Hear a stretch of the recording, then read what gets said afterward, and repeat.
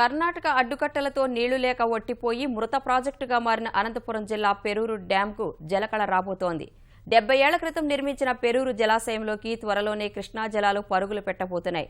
టెండర్ల ప్రక్రియ పూర్తి చేసి వచ్చే ఏడాది చివరి నాటికి ఈ జలాశయానికి జలకళ తెప్పించేందుకు ప్రభుత్వ యంత్రాంగం చర్యలు చేపట్టింది.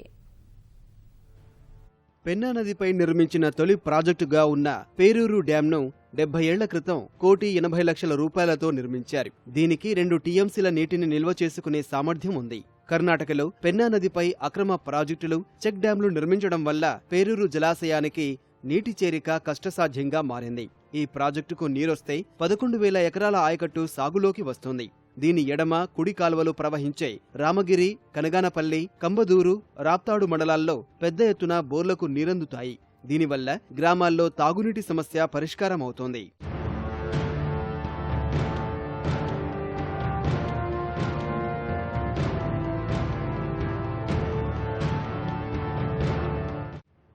ఈ ప్రాజెక్టుకు ఎలాగైనా నీరు తీసుకురావాలనే లక్ష్యంతో పరిటాల రవి కుటుంబం ప్రయత్నాలు చేస్తూనే ఉంది. దీనిలో భాగంగా చంద్రబాబు రామగిరి మండలంలో పాదయాత్ర నిర్వహించిన సమయంలో పేరూరు డ్యాం పరిస్థితిని ఆయనకు చూపించారు.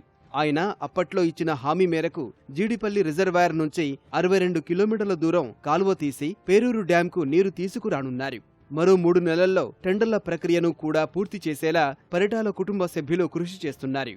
దాదాపు 850 కోట్ల రూపాయలు పేరూరు ప్రాజెక్టుకి ఇచ్చిన ఘనత చంద్రబాబు నాయుడు గారికి కూడా దక్కుతుంది. అదే కాకుండా ఓకే చెప్పిన మాట ప్రకారం చెప్పాను కదా అయిపోయింది అనుకోకుండా ఆ ఫాలోఅప్ అనేది కూడా చాలా బాగా మాకన్నా ఎక్కువ చంద్రబాబు నాయుడు గారు కూడా అది ఫాలోఅప్ చేస్తూ ప్రతి రివ్యూ మీటింగ్లో వాళ్ళు ఇరిగేషన్ వాళ్ళందరూ కూర్చున్నప్పుడు నేను ఉమా అన్నగారికి అయితే అదేవిధంగా అధికారులందరికీ ఫస్ట్ పేరూరు ప్రాజెక్ట్ ఎంతవరకు వచ్చింది, భైరవంతిప్పలు ఎంతవరకు వచ్చిందని ప్రతి మీటింగుల్లో సార్ అడిగి వాళ్ళని తెలుసుకుంటున్నారు. కాబట్టి ఈ ఫైల్ కూడా స్పీడ్ అయింది. అందరినివా వాటర్ కెనాల్ రావడం, కెనాల్ నుంచి సపరేట్గా మనము ఇక్కడికి లైన్ తీసుకోవాలని చెప్పి ఒకటి ప్రణాళిక అనేది రూపొందించడం జరిగింది. ఒక సపరేట్ దీన్ని కాలువని తవ్వించడానికి ప్రయత్నం అనేది జరిగింది. మరి దాంట్లో భాగంగా ఇప్పుడు ఆల్మోస్ట్ డిపిఆర్ మొత్తం అంతా అయిపోయిందండి.